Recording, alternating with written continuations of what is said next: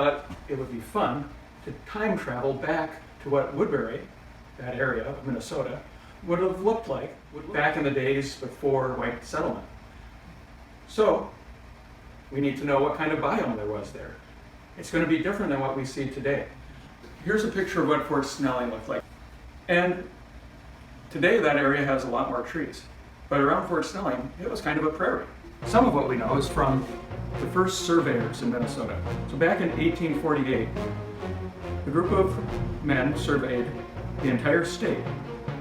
It took many years, but they divided it up so it could be sold as parcels.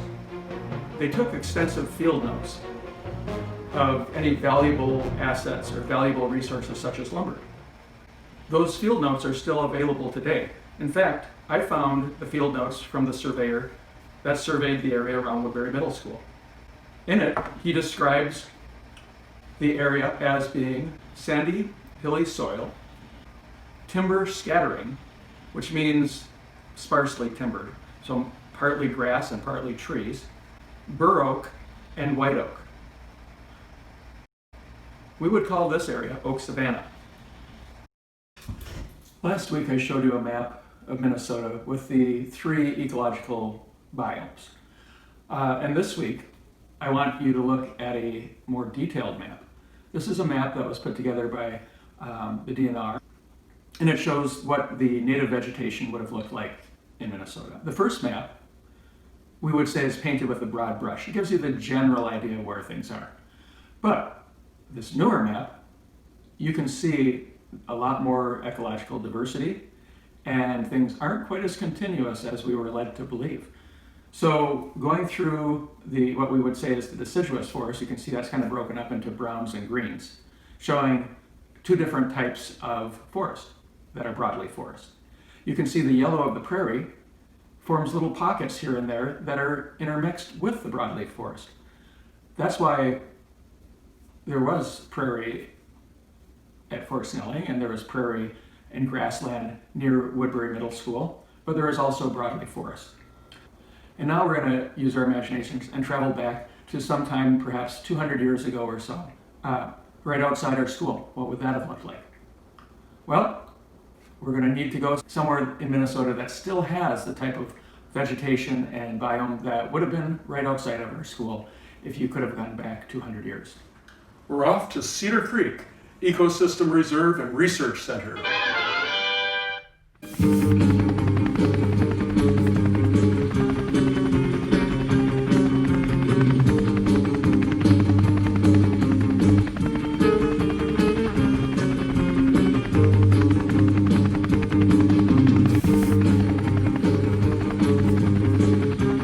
Let's take this chopper down.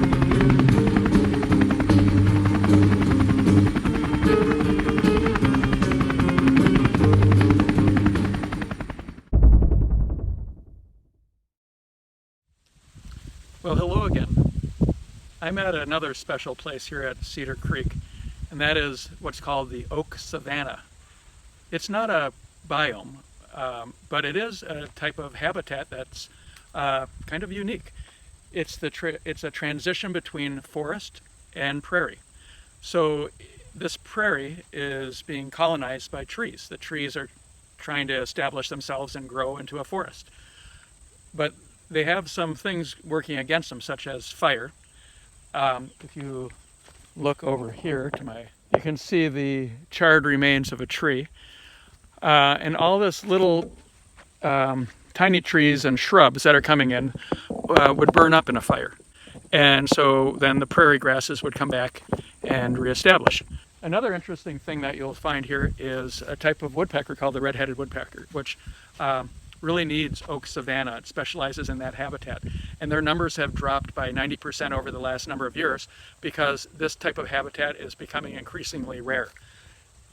Behind me, you'll see a tree that has an orange band around it. Those trees are the ones where there are actually nests of red-headed woodpeckers. So there's about 60 nesting pairs here at Cedar Creek. Maybe we'll be lucky enough to see one today.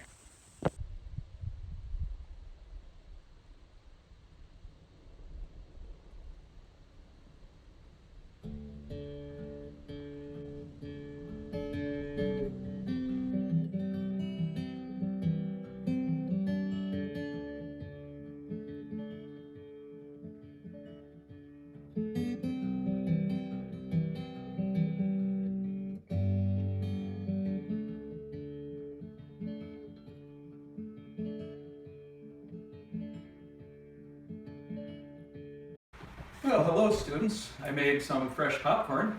I was just going to watch this awesome video made by North Metro TV. And it's really cool because it shows how Cedar Creek is researching how to use bison to restore oak savannas. Why don't you join me?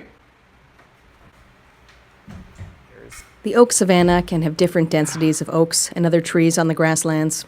Today, this ecosystem is endangered and considered one of the rarest plant communities on Earth. That prescribed burning alone is not giving us what we're hoping for in terms of a management strategy. It has lots of specialist species, including red-headed woodpeckers that people care about. And as we start losing the ecosystem, we start losing some of those special species as well. And so we've been working on research to restore oak savannas here since the 1960s with mostly prescribed fire.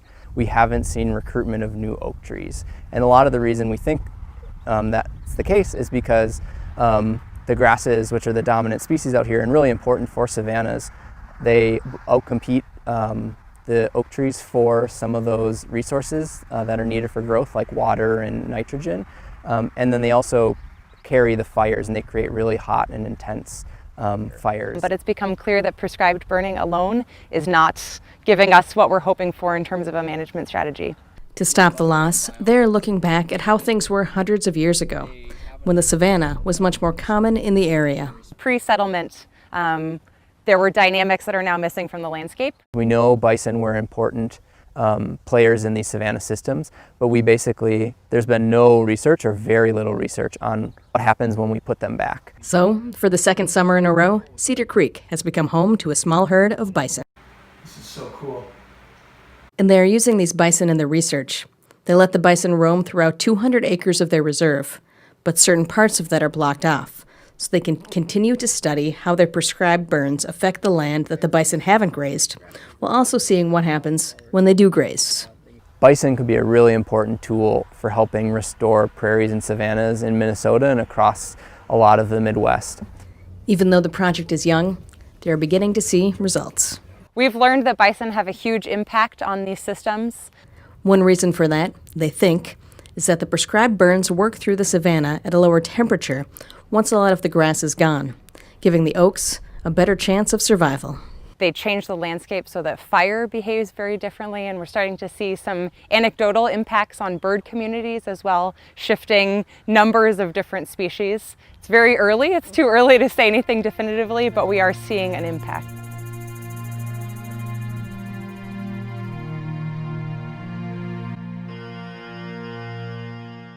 We're out here at Woodbury Middle School, and we're going to see if we can find the last remnants of the oak savanna. So when the land surveys were done, that really was the beginning of the end for Minnesota's natural habitat and natural biomes, because the land was parceled up and sold, and this would have all been farm fields. The timber would have been harvested, the bison would have been hunted to near extinction, and at the edges of the fields, though, before this was suburb, there would have been some trees left over from the oak savanna. So we're gonna go and look and see if we can find any of the descendants of the mighty bur oak. So here we are just to the east of the softball fields outside of Woodbury Middle School. We're gonna head back through the grasses to see what we can find. Come on, let's go.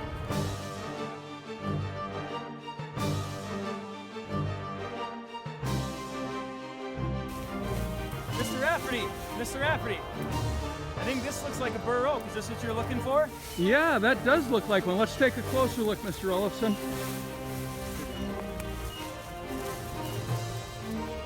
So yes, this looks like a bur oak. It has rounded lobes, and then there are some lobes that go way in, almost to the main vein, and that's characteristic of bur oak. Also, take a look at this really cool amount of bark on the branches. They get this big, thick, corky bark, which is super good insulation against the heat of a fire.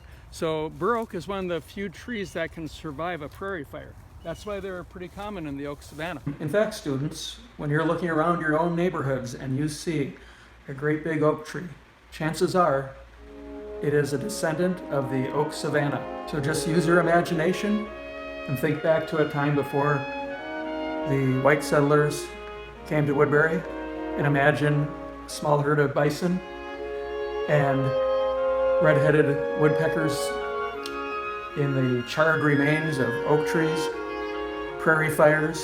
That's using your imagination and time traveling back 200 years.